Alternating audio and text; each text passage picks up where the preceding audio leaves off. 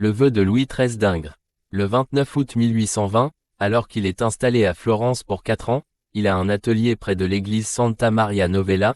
Ingres reçoit une commande du ministère de l'Intérieur, la réalisation d'une toile monumentale, intitulée Le vœu de Louis XIII, qui est destinée à être accrochée dans la cathédrale de Montauban. Elle lui vaudra son premier succès public. L'exécution de cette toile va l'occuper pendant 3 ans et lui causer bien des soucis.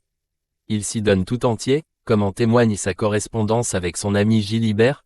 La tyrannie qu'exerce sur moi ce tableau est uniquement cause de mon horrible négligence pour tout ce qui n'est pas lui. Si tu voyais ma vie, elle te ferait pitié.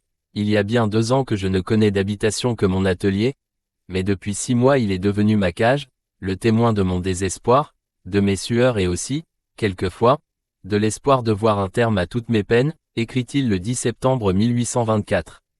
Pour peindre la Vierge à l'enfant, Ingres s'est inspiré de Raphaël. À demi assise sur un nuage, Marie est entourée d'angelots. On retrouvera les traits de l'un d'entre eux dans le visage d'une des femmes du bain turc. Les critiques encensent la toile lors de sa présentation au Salon en 1824. Désormais, pour Ingres, tout change. Dès le 15 janvier de l'année 1825, il reçoit des mains de Charles X en personne les insignes de la Légion d'honneur, et 6 mois plus tard il est élu à l'Académie des Beaux-Arts.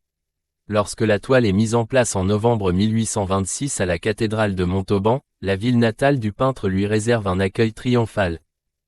La Vierge devant apparaître à la fois debout et assise, Ingres, mécontent de son modèle qui n'arrivait pas à trouver la bonne pose, dut donner de sa personne. Il existe au musée de Montauban des dessins préparatoires le représentant né, tenant dans ses bras un chapeau en guise d'enfant Jésus.